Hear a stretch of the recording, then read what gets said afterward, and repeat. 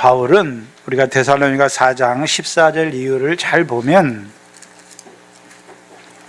데살로니가전서 4장이죠. 4장 14절 이하에 보시면, 우리가 예수에 죽었다가 다시 사심을 믿을진대 이와 같이 예수 안에서 자는 자들도 하나님이 저와 함께 데리고 오시리라.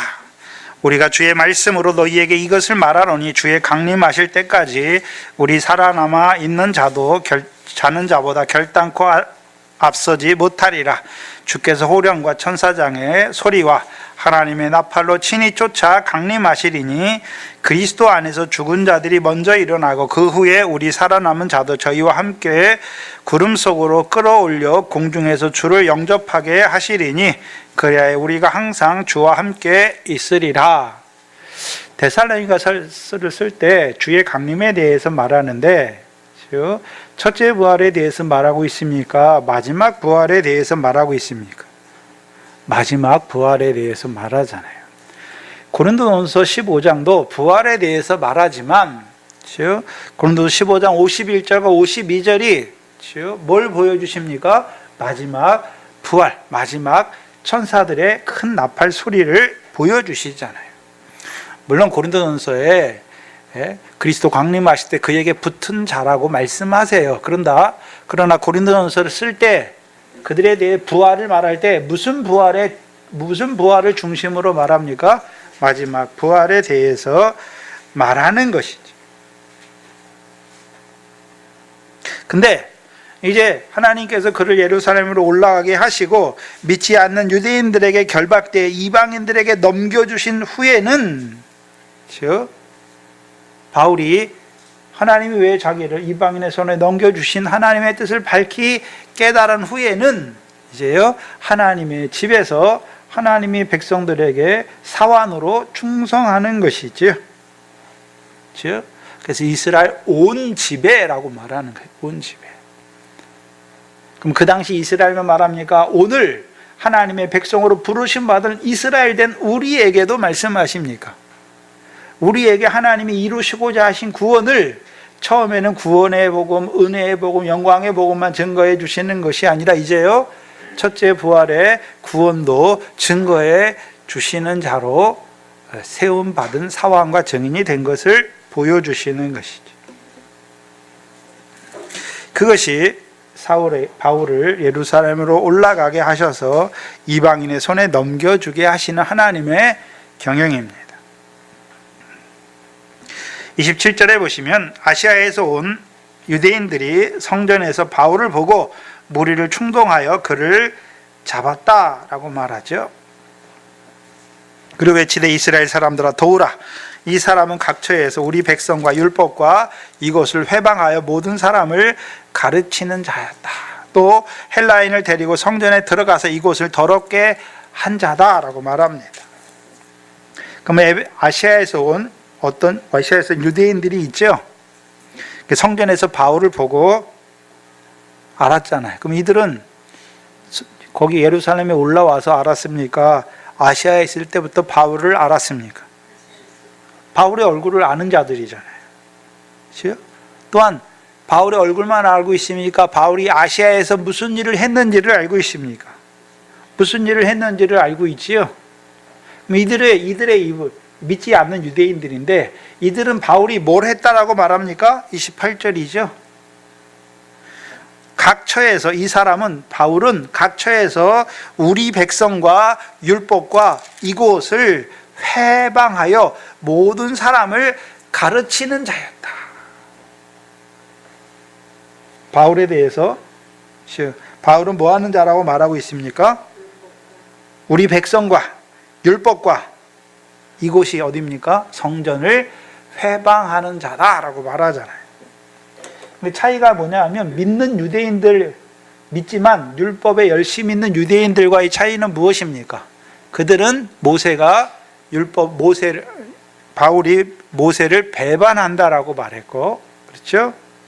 믿지 않는 유대인들은 바울을 뭐라고 말합니까? 회방하는 자들이다. 회방하는데 뭘 회방했습니까? 우리 백성을, 유대인들을 회방하고 그 다음에요, 율법과 성전을 회방하는 자다. 라고 말하는 것이죠. 근데 생각해야 되는 것은 율법과 보이는 성전은 참입니까? 예표와 그림자입니까? 예표와 그림자잖아요. 히브리서 10장 1절 이하에 율법은 장차 오는 좋은 일의 그림자다. 그래서 율법을 따라 행하는 제사나 율법을 따라 드리는 예물이 다 뭡니까? 다 예표와 그림자의 상징이란 말이죠. 그래서 장차 예수 그리스도를 통해서 이루실 것을 보여주시는 거잖아요. 예표와 예표인데, 그렇다면 그들이 바울이 하는 말을 분명히 들었지요. 바울이 말하는 것을 들었으니까 뭐라고 생각했겠습니까? 이 사람이 하나님의 백성과 율법과 성전을 회방하는 자라고 말한 것이죠. 아무것도 한 것을 모르고서 바울을 그렇게 합니까? 바울이 말하는 걸 듣기는 들었잖아요. 들었지요? 뭘 들었겠습니까? 우리가 율법을 행함으로 하나님 앞에 의롭다함을 얻지 못한다. 그래서 율법으로는 하나님 앞에 의롭다함을 얻을 육체가 없다. 율법으로는 죄를 깨닫게 하신다라고 말한 것이죠.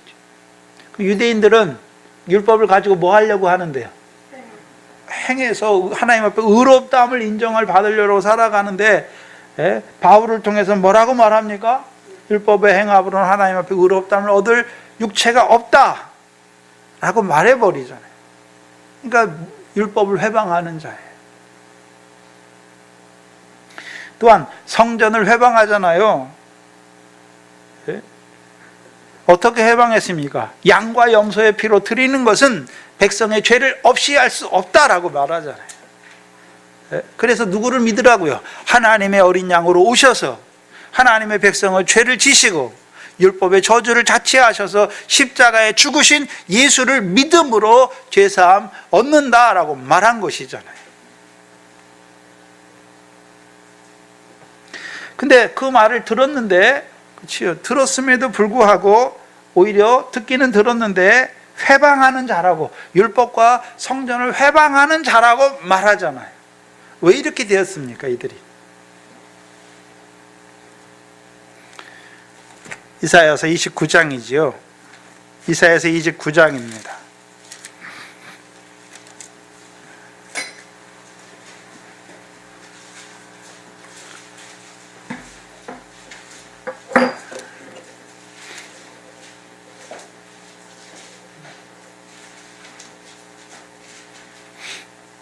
(29장 9절) 이하에, 이사야서 29장 9절 이하에 너희는 놀라라. 너희는 소경이 되고 소경이 되라.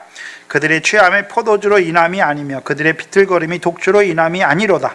대저 여호와께서 깊이 잠들게 하는 신을 너희에게 부어주사 너희 눈을 감기셨으니 눈은 선지자여 너희 머리를 덮으셨으니 머리는 선견자라. 그러므로 모든 묵시가 너희에게 봉한 책에 말이라.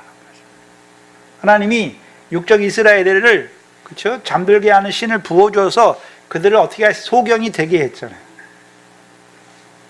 소경이 되게 했잖아요. 그러니까, 그렇죠? 하나님이 세우신 종들을, 바울과 같은 종들을 통해서, 그렇죠? 그림자요, 예표인 율법과 성전을 통해서 이루신 예수 그리스도를 통해서 성취하신 것을 나타내 주심에도 불구하고 오히려 회방하는 자다라고 말하잖아요. 그럼 선지자들이 어떤 자가 됐습니까? 소경된 인도자가 되어서 소경을 인도하니까 다 어떻게 행합니까? 여호와의 말씀이 봉한 묵시가 되는 거잖아요. 그래서 율법을 가지고 있으면서도 그 율법이 뭘 하나님이 왜 주셨고 그 율법을 통해서 무엇을 이루어 가시는지를 알지 못하는 자들이 되는 것이죠. 대제사장 서기관들은요, 하나님의 성전을 강도의 구렬로 만들었잖아요. 원래 성전을 회방하는 자가 누굽니까? 대제사장과 서기관이에요. 그럼 서기관과 바리새인들, 그렇죠? 백성의 선생이잖아요, 바리새인들이. 근데 율법을 가지고 어떻게 가르칩니까? 그들이 회방자예요. 서기관과 바리새인의 교훈을 들으면 우리가 율법을 행함으로 의롭다함을 얻으려는 행함을 의지하는 자들이 되잖아요. 실제로는 누가 회방하는 자입니까? 대제사장과 그 성전을 맡은 자들이 하나님의 성전을 회방하는 자들이고, 즉 모세의 자리에 앉은 바리새인과 서기관들이 모세의 율법을 회방하는 자잖아요. 바울은 회방하는 자가 아니라 그림자와 율법이, 그림자인 율법과 성전을 통해서 이제 증거하신 예수 그리스도가 오셨다라고 말하는 거잖아요. 근데 오히려요, 소경이 되니까요, 볼 거를 보지 못하니까 오히려 바울에게 회방하는 자다라고 말하는 자들이 된 거예요. 하여튼 뭘 모르면 용감해요. 모르잖아요. 모르니까 그렇게 하는 것이죠.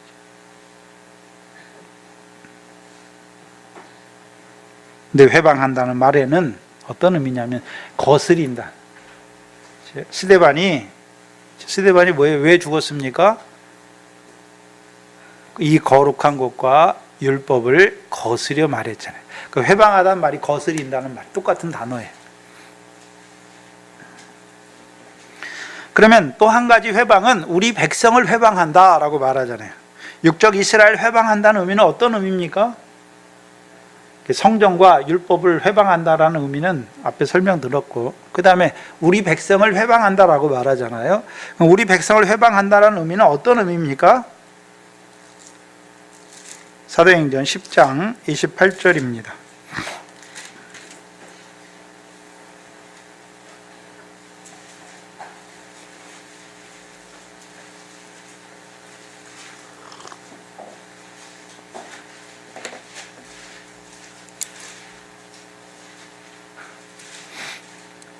사도행전 10장 28절이죠. 베드로가 고넬료의 집에 이방인 고넬료에게 갔을 때 고넬료에게 하는 말이죠. 이르되 유대인으로서 이방인을 교제하는 것과 가까이 하는 것이 위법인 줄 너희도 알거니와. 그럼 바울이 아시아에서 한 일이 무엇입니까? 유대인들로 하여금 복음을 믿게 해서 복음으로 부르신 이방인과 함께 교제하게 하여 유대인들을 더럽히는 자라고 반 거예요. 우리 백성을 더럽게 하는 자란 말이죠. 회방하는 자라는 것이죠. 그래서 아시아에서 바울의 말씀을 따라 믿는 유대인들이 생기면 그들은 이제 누구와 교제합니까? 이방인들과 교제하는 것을 봤단 말이죠. 그럼 안 믿는 유대인들이 볼 때 저거 유대인들이 이방인들하고 교제를 하잖아요. 그럼 바울이 뭐 하는 자가 됐습니까? 하나님의 백성 유대인들을 이방인과 교제하게 해서 이방인들처럼 더러운 자가 되게 하는 자라고 본 거잖아요. 그래서 우리 백성을 회방하는 자다, 거스리는 자다라고 말하는 거예요.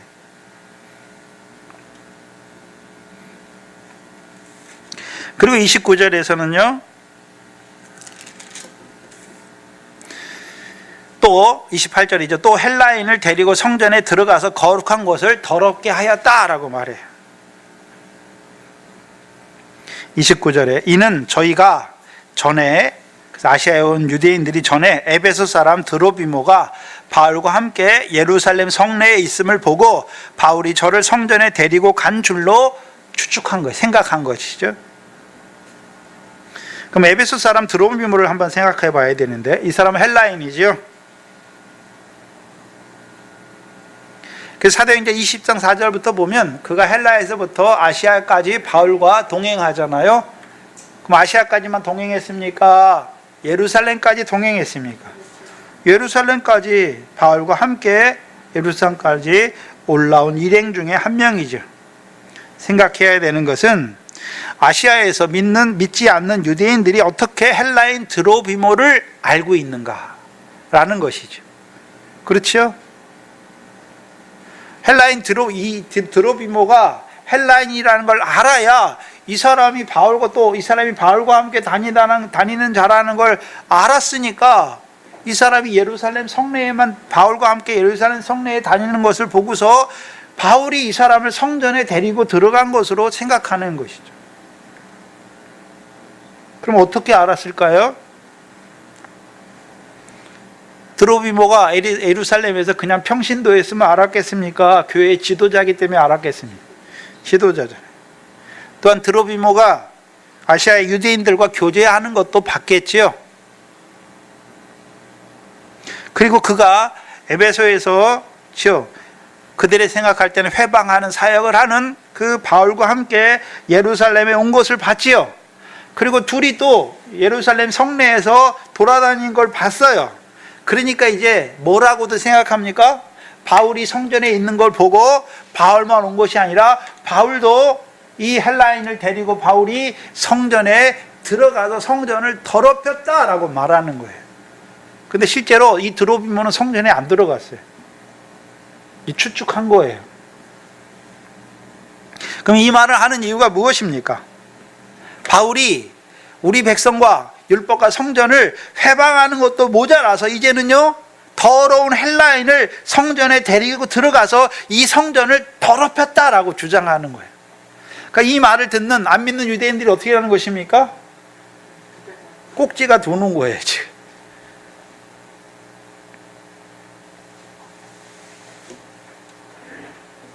헤롯 성전은 여러 개의 뜰로 구성되어 있는데 맨 안쪽에는 제사장의 뜰이 있고 그 제사장 뜰 뒤에 이스라엘 남자들의 뜰이 있고 그 다음 구역이 이스라엘 여자들의 뜰이에요. 그리고 그 다음 뜰이 이방인의 뜰이에요. 그건 완전 성전 바깥 뜰이에요. 그래서 레위인과 이스라엘 남자들과 이스라엘 여인들의 뜰은 성전 안에 있어요. 근데 이방인의 뜰은 성전 바깥이에요.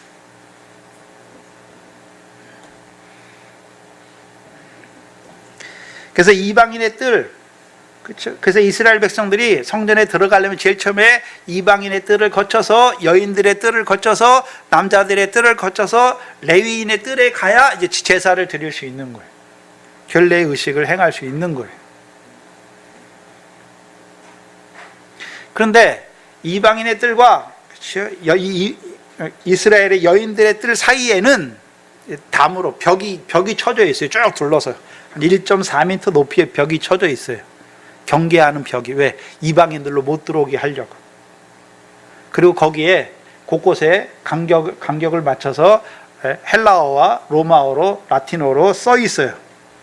뭐라고 써 있냐면 외국인은 누구든지 막론하고 들어오면 죽음의 고통을 겪을 것이다 라고 써놨어요. 그래서 이방인의 뜰을 넘어서 그렇죠? 그 성전에 들어가면 누구든지 이방인들은 죽이는 거예요. 그것을 로마도 허락해요. 그래서 이방인들이 거기 뜰에 넘어가 무조건 죽여요. 그리고 1871년과 1935년에 그 경고문이 발견됐어요. 그렇죠? 이방인의 뜰과 여인들의 뜰에 세운 그 경계석에 글자를 새긴 그 라틴어가 헬라어가 발견됐어요. 근데 요세푸스가 이미 기록해 놨어요.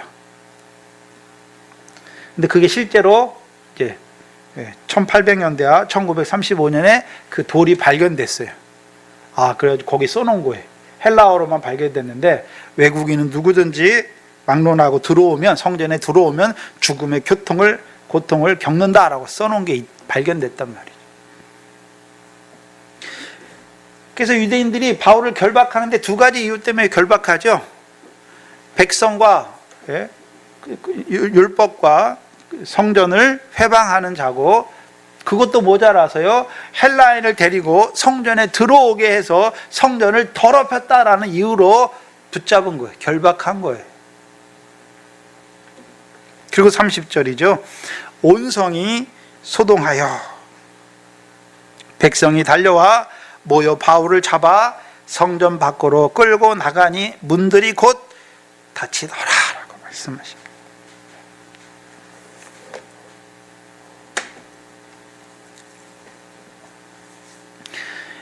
온성이 소동했잖아요. 소동하는데 이 아시아에 온 사람이 바울에 대해서 말하는 것을 듣고 소동하는 유대인들을 한번 생각해 봐야 돼요. 그렇죠? 그냥 단순히 무슨 일이 있나 이렇게 하는 게 아니에요. 죽이려고 달려드는 거예요. 왜요? 구약에서 성전을 회방하면 다 어떻게 했습니까? 율법을 회방하면 어떻게 했습니까? 그냥 그거는 쳐 죽이는 거예요. 그런 죄를 졌단 말이죠. 그리고 거기다가요, 헬라인을 데리고 성전에 들어가서 성전을 더럽힌 거예요. 이 당시 육적 이스라엘은, 안 믿는 유대인들은, 그렇죠? 그 전에 한 150년, 200년 전에 겪은 게 있잖아요. 예? 에피파네스 왕이 키르쿠스 왕조에 다니엘서 11장에 북방왕이 나오잖아요. 즉 북방왕 키르쿠스 왕조의 에피파네스가 애굽을 점령하면서 애굽하고 톨레미 왕조하고 싸움을 하면서 로마가 오므로 자기들의 뜻을 성취 못하면서 예루살렘을 지나가다가 어떻게 합니까? 예루살렘을 더럽히잖아요. 성전을 더럽히잖아요. 성전 앞에요, 제우스 신상을 세우고 성전 벽에 돼지 피로 칠하고, 그렇죠? 지나가는 유대인들 붙들고서요, 제우스에게 절하라, 절하지 않으면 다 죽여요. 성전을 멸시하는 일을 행했잖아요. 유대인들은 치가 떨리는 거예요, 지금. 그리고 이제 그 뒤에 마카비가 일어나서 성전을 정결하게 하잖아요. 그게 수전절이, 예수님도 수전절을 지킨단 말이죠. 그래서 이 유대가 헬라와 그 뒤에 로마의 지배를 받지만 성전에 대해서는 어떻게 합니까? 로마도 인정을 해주는 거예요. 근데 바울이라는 사람이 와가지고 저 이방인을 그 성전에 데리고 들어가서 성전을 더럽혔다는 것을 이스라엘 백성이, 남자들이 들을 때 그들의 분노는 상상할 수가 없는 거예요. 그래서 바울을 성전에서 끌어내고 성전 문을 닫아요.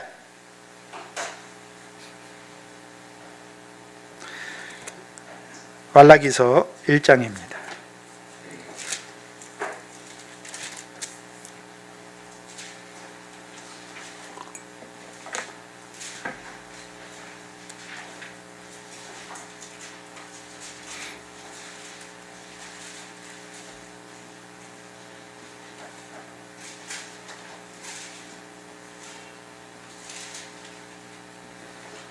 1장 10절에 보시면, 만군의 여호와가 이르노라, 너희가 내 단 위에 헛되이 불사르지 못하게 하기 위하여 너희 중에 성문을 닫을 자가 있었으면 좋겠도다. 말라기 때 하나님이 원하시는 것이 무엇입니까? 성전문 좀 제발 좀 닫을 사람이 있었으면 좋겠다. 왜요? 내가 너희를 기뻐하지 아니하며 너희 손으로 드리는 것을 받지도 아니하리라. 왜 그렇습니까? 1장 6절이죠. 말라기 1장 6절에 내 이름을 멸시하는 제사장들아, 나 만군의 여호와가 너희에게 이르기를, 아들은 그 아비를, 종은 그 주인을 공경하느니 내가 아비일진데 나를 공경함이 어디 있느냐? 내가 주인일진데 나를 두려워함이 어디 있느냐? 성전에서 제사장들이 뭐하고 있습니까? 주의 이름을 멸시하잖아요. 그럼 그 제사장을 따라 성전에 들어가서 제사하는 자들도 온전한 제사를 드리고 있습니까? 하나님의 이름을 제사는 하지만 하나님의 이름을 멸시하는 자들이 되었습니까? 하나님의 백성이 하나님께 제사를 드리러 나와서 하나님의 이름을 멸시하는 그런 제사를 드리는 그런 자들을 볼 때 하나님의 마음이 어땠습니까? 성전 문을 닫을 자가 있으면 좋겠다라고 말씀하시는 거죠. 말라기 3장 13절로 15절이죠.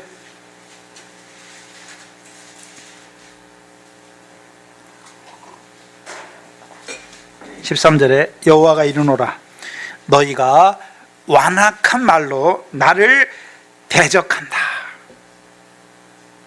그 말라기 때 이스라엘 백성 뭐 하고 있습니까? 완악한 말로 하나님을 대적하는 것이죠. 14절에 완악한 말이 무엇입니까? 이는 너희가 말하기를 하나님을 섬기는 것이 헛되다. 만군의 여호와 앞에 그 명령을 지키며 슬프게 행하는 것이 아무 유익이 없다. 15절에 지금 우리는 교만한 자가 복되고 악을 행하는 자가 창성하며 하나님을 시험하는 자가 화를 면한다라고 말하는 자들이 됐단 말이에요. 그들을 보시는 하나님의 심정이 어떻습니까? 성전문을 닫을 자가 있었으면 좋겠도다라고 말씀하시는 거예요. 근데 실제로는 하나님이 그 완악한 말을 함에도 불구하고 이스라엘 백성이 완악한 말로 하나님을 대적하고 거스림에도 성전문을 닫습니까? 닫지 않습니까? 닫지 않아요. 그럼 언제 닫으십니까? 하나님이 닫는 게 아니에요. 오늘 본문에 이스라엘 백성이 스스로 성전문을 닫는 거잖아요.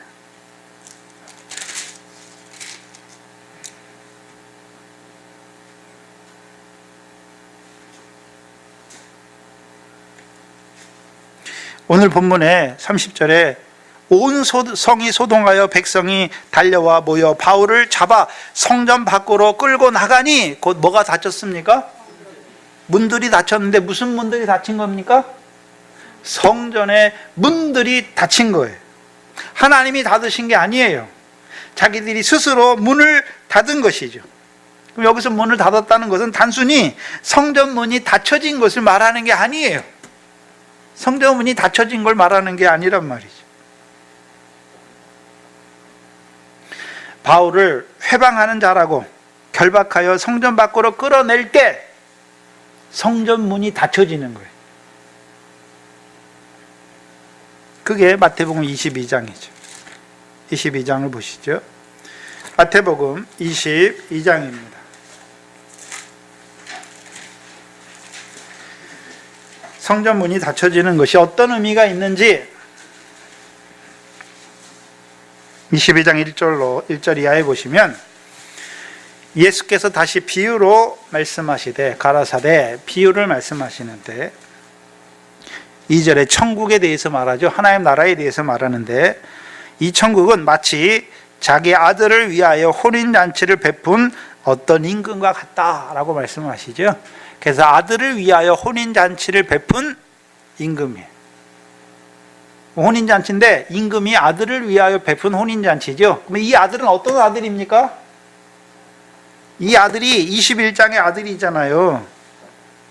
21장 33절에 다시 한 비유를 들으라. 한 집 주인이 포도원을 만들고 산으로 두르고 거기에 즙자는 구유를 파고 망대를 짓고 농부들에게 새로 주고 타국에 갔더니 실과 때가 가까움에 그 실과를 받으려고 자기 종들을 농부들에게 보내니 농부들이 종들을 잡아 하나는 심히 때리고 하나는 죽이고 하나는 돌로 쳤거늘 다시 다른 종들을 처음보다 많이 보내니 저희에게도 그렇게 하였는지라.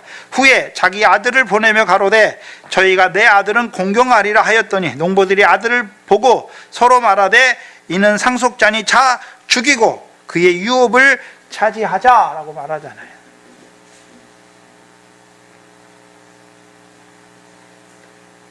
그럼 예수를 누가 죽입니까?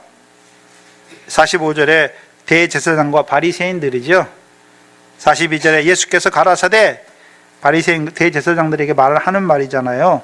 예수께서 가라사대 너희가 성경의 건축자들의 버린 모퉁이 돌이 모퉁이의 머릿돌이 되었나니 이것은 주로 말미암은 것이요 우리 눈에 기이하도다 함을 읽어본 일이 없느냐라고 말씀하시죠. 그럼 대제사장과 서기관들이 원래 뭐 해야 됩니까?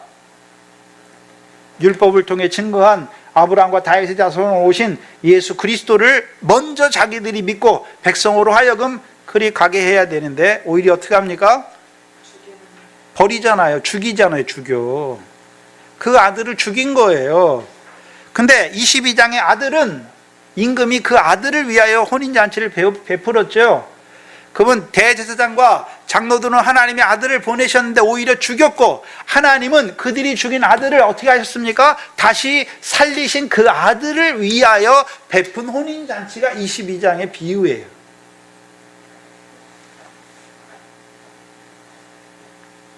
그럼 혼인잔치는 우리가 신명기에 이스라엘에서 혼인은 여자가 아내가 남편을 즐겁게 하는 것입니까? 신랑이 아내를 기쁘게 하는 것입니까?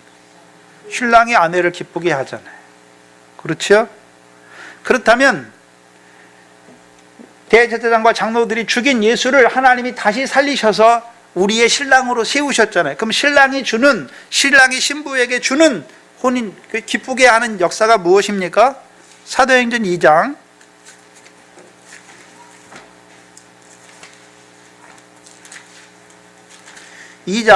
32절 33절이죠.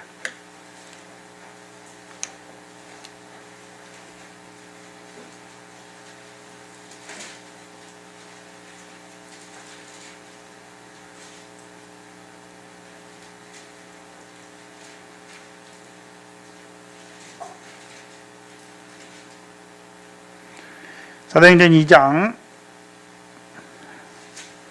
이 예수를 하나님이 다시 살리셨죠. 그래서 살리신 아들을 위한 혼인잔치가 22장이에요.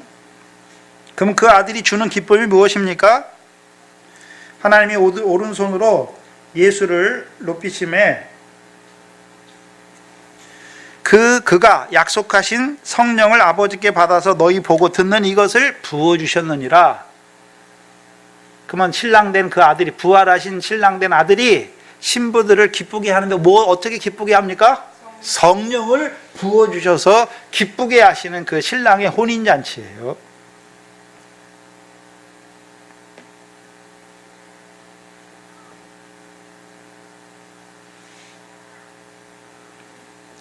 근데 마태복음 22장에 그것을 위해서 먼저 육적 이스라엘에게 보냈잖아요. 그렇죠? 그게 사도행전 3장 25절 26절이잖아요. 모세와 선지자 사무엘로부터 예언하던 것이 이때 이루어졌잖아요. 아브라함에게 하신 약속대로 아브라함의 신을 인하여 모든 열국이 복을 받을 것을 말씀하신 대로 하나님이 그 종 예수를 통해서 너희에게 복 주시려고 먼저 너희에게 보냈다라고 말하는 거예요. 그래서 마태복음 22장에서는 육적 이스라엘이 이 혼인잔치에 청함을 받은 자잖아요. 청함을 받은 자예요. 근데 오히려 이들이 뭐 합니까? 그 종들을, 혼인잔치 청하러 보내신 그 종들을 죽이잖아요. 그러니까 예수님께서 뭐라고 말씀하십니까? 하나님께서 청함을 받았지만 이제는 이들은 혼인잔치에 합당치 않다라고 말씀하시는 것이죠.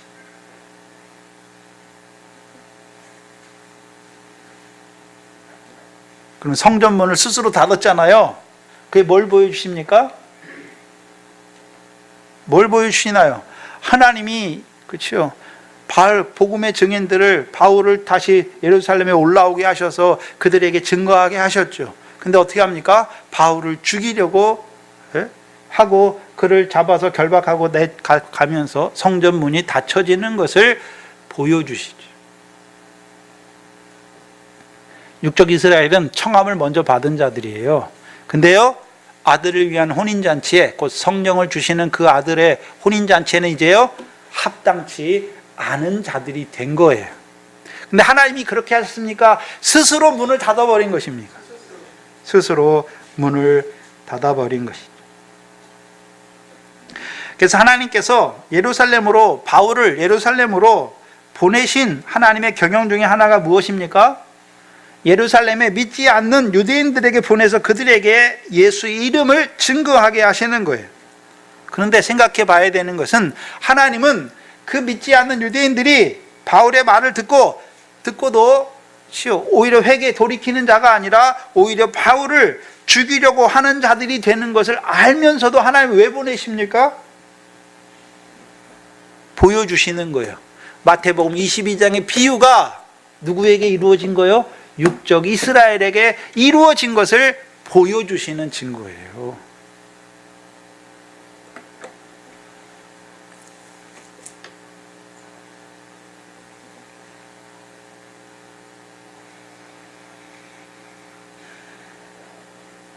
마태복음 12장 30절 31절이죠. 나와 함께 하지 아니하는 자는 나를 반대하는 자요, 나와 함께 모으지 아니하는 자는 해치는 자니라. 그러므로 내가 너희에게 이르노니 사람의 모든 죄와 회방은 사하심을 얻되 성령을 회방하는 죄는 사하심을 얻지 못하고, 또 누구든지 말로 말미암아 인자를 거역하면 사하심을 얻되 누구든지 말로 성령을 거역하면 이 세상과 모든 세상에서도 사하심을 얻지 못하리라 라고 말씀하시는. 바울을 통해서 증거되는 예수 그리스도를 믿어야 죄사함 받고 선물로 성령을 받을 건데 오히려 그 바울을 죽여버리잖아요. 죽이려고 하잖아요. 그러니까 성령을 받을 수 있습니까? 없습니까? 없는 자들이 되는 거예요. 그렇다면 우리가 큰 틀에서 생각해야 되는 것은 하나님께서 육적 이스라엘에게 먼저 율법과 성전을 주신 의미가 무엇입니까? 예표와 그림자로 주셨잖아요. 이제 참 성전에 오셔서 율법을 완전케 하신 것을 볼 때 먼저 육적 이스라엘이 돌이키는 것이죠. 그걸 통해 아브라함이 약속하신 성령을 받는 자들이 되고, 그리고 이제 하나님께서 아브라함에 약속하실 때 육적 이스라엘만 말했습니까? 아브라함의 너를 인하여 열방이 복을 받을 것을 말씀했습니까? 그걸 봤다면 자기들이 나가서 이제 이방인들에게 복음을 전해야 되는 것이죠. 그러면 하나님이 먼저 육적 이스라엘에게 율법과 성전을 주신 이유가 무엇입니까? 먼저 하나님의 선면으로 불러주셔서 그림자와 예표를 통해서 보게 하시는 거예요. 하나님이 장래에 이루실 좋은 일을 항상 보는 자들로, 그래서 그가 오면 믿는 자들로 세우시기 위해서.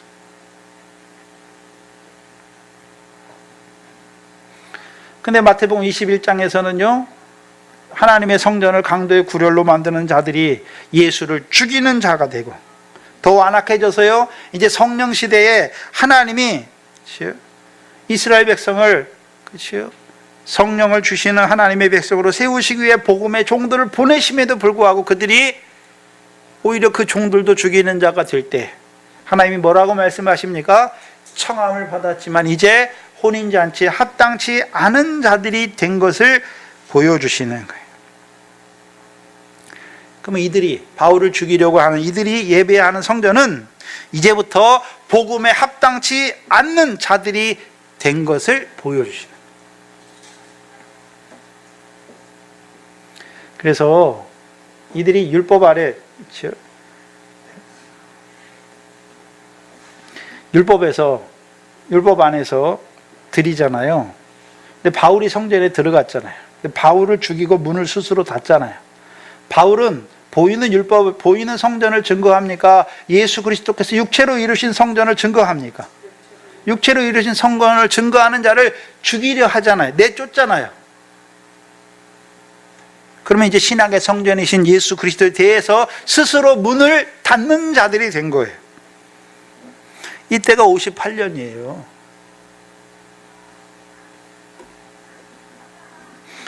그렇다면 우리가 생각해야 하는 것은, 그 이제 청함을 받지 못했잖아요. 근데 마태복음 22장에 보니까 그 종들을 죽이는 자들 하나님이 어떻게 하십니까? 군대를 벌여서 진노에 멸하시잖아요.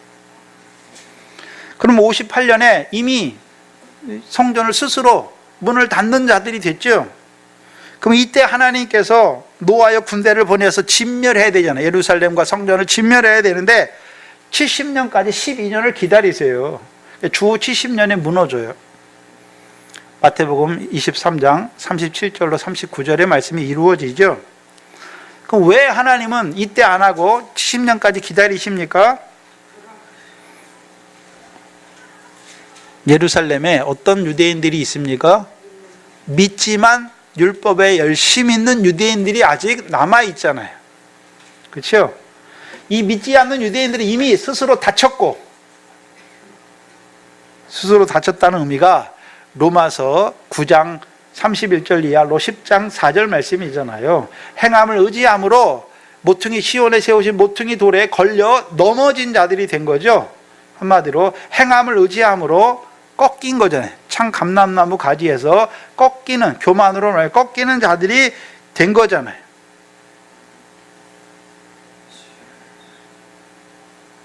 스스로 문을 닫았단 말이죠. 그런데 예루살렘에는 아직 믿음이 있어요. 믿어요. 근데 율법의 멍에 아래 있는 유대인들이 3만 명이나 있잖아요.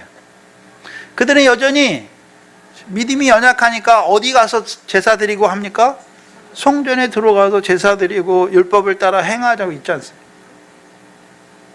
그러면 믿지 않는 유대인들이 스스로 문을 닫았다고 그러면 다 패하시는 것입니까? 믿지만 율법의 멍에 아래에 있는 그 유대인들을 인하여 놔두시는 것입니까? 그들을 인해서 놔두시는 것이죠.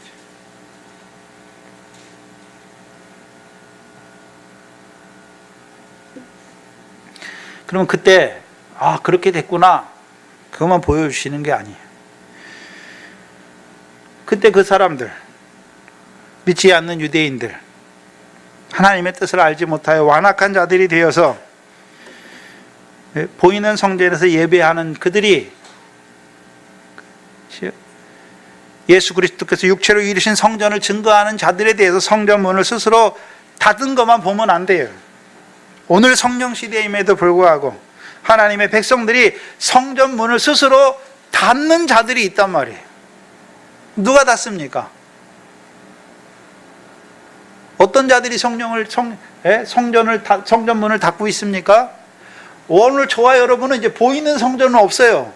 우리 몸이 성전이 거하는, 성전이 거하는 우리 몸이 성전이잖아요. 성전문을 어떻게 닫습니까? 성령을 소멸하고 있잖아요. 성령을 소멸하는 거예요. 그게 문을 닫는 거예요. 근데 다 닫는 건 아니잖아요. 성령이 떠나면 육체가 되잖아요. 그건 닫힌 자들이에요. 성전문을 스스로 닫힌 자들이죠. 닫은 자들이에요.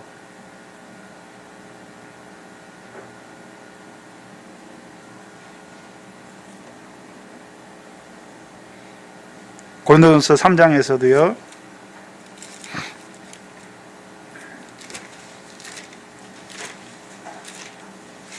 16절 17절이죠. 너희가 하나님의 성전인 것과 하나님의 성령이 너희 안에 거하시는 것을 알지 못하느냐. 그러므로 하나님의 성전을 더럽히는 자들. 하나님이 어떻게 하십니까? 멸하시잖아요. 하나님의 성전은 거룩하니까 우리가 거룩해야 되는데, 우리가 하나님의 성전을 더럽히는 거죠. 그게 뭐 하는 것입니까? 성전문을 닫아가는 거예요. 말라기만 보지 마시고 오늘 우리는 보이는 성전이 아니라 우리의 성령이 거하는 성전에 살면서도 뭐 하고 있습니까? 완악한 말로 하나님을 대적하고 하나님께 제사한다 하면서도 하나님의 이름을 더럽히는 그것이 무엇입니까? 성전문을 닫는 행위라는 것을 보여주시는 거예요.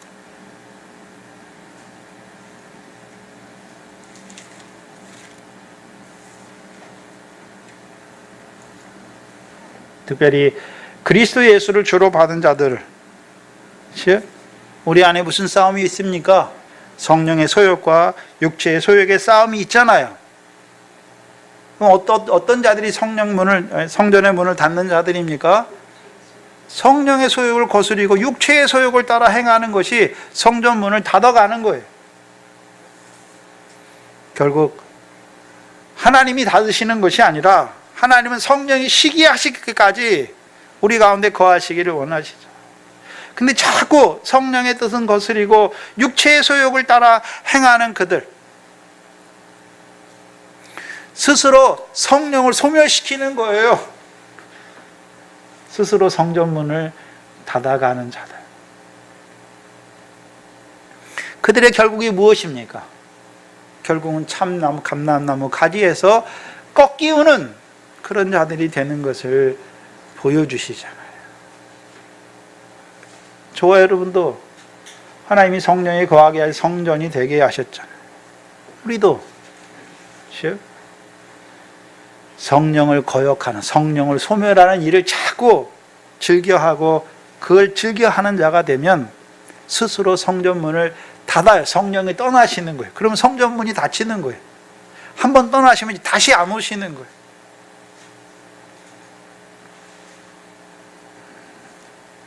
그럼 우리가 거하는 우리 몸이 하나님의 성전인데, 그럼 하나님이 거룩하신 것 같이 우리는 거룩한 자로 살고 있는지, 행여나 우리가 하나님의 성전을 더럽히지는 않는지.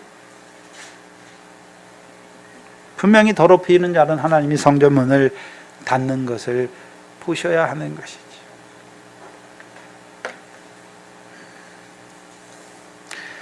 육적 이스라엘을 통해서 그 하나님의 경영을 그때만 보여주시는 것이 아니라 오늘도 하나님이 무슨 일을 이루어 가십니까? 바울을 통해서 그 믿지 않는, 대적하는, 성령을 대적하는 그 유대인들의 삶을 보여주어서 그들의 결국이 무엇입니까? 스스로 성전문을 닫는 자들인 것을 저와 여러분에게 경계로 보여주시고 있는 것입니다. 그래서 우리에게 성령을 주실 때 성령을 소멸치 말고 늘 하나님의 뜻을 구하는 그 성령의 소욕을 따라 살아가는 저와 여러분 되시기를 주의 이름으로 축원합니다. 기도하겠습니다. 바울을 그 예루살렘으로 보내셔서 하나님의 경영을 이루어 가시는 아버지 하나님, 또한 바울을 통해서 이루시는 경영을 오늘 이때에 우리에게 나타내 주셔서 우리에게 교훈하시는 아버지 하나님 감사합니다. 먼저 바울을 통해서 믿는 자들에게 그 고난의 길을 가게 하신 그 예루살렘을 보여주실 뿐만 아니라 이제 주께서 비로소 가르치신 고난과 죽음과 제3일에 살아나는 그 길을 우리에게 보여주시는 아버지 하나님 감사합니다. 또한 믿지 아니하는, 대적하는, 바울을 회방하는 자라고 대적하는 그 유대인들을 통하여 스스로 성전문을 닫는 그 유대인들을 우리에게 경계로 보여주시는 아버지 하나님, 오늘 우리 몸이 하나님이 거하시는 성전인데 우리가 그 성령을 소멸함으로 말미암아 스스로 그 성전문을 닫고 있지는 않은지 우리를 살피게 하시고 그들의 경계를 통하여 이제 우리에게 주신 그 성령으로 말미암아 하나님의 거룩하신 것 같이 우리도 모든 행실에 거룩한 자로 살아가는 그 일에 열심하는 저희들 되게 하여 주시옵소서. 감사합니다. 예수님의 이름으로 기도하옵나이다. 아멘. 찬송가 538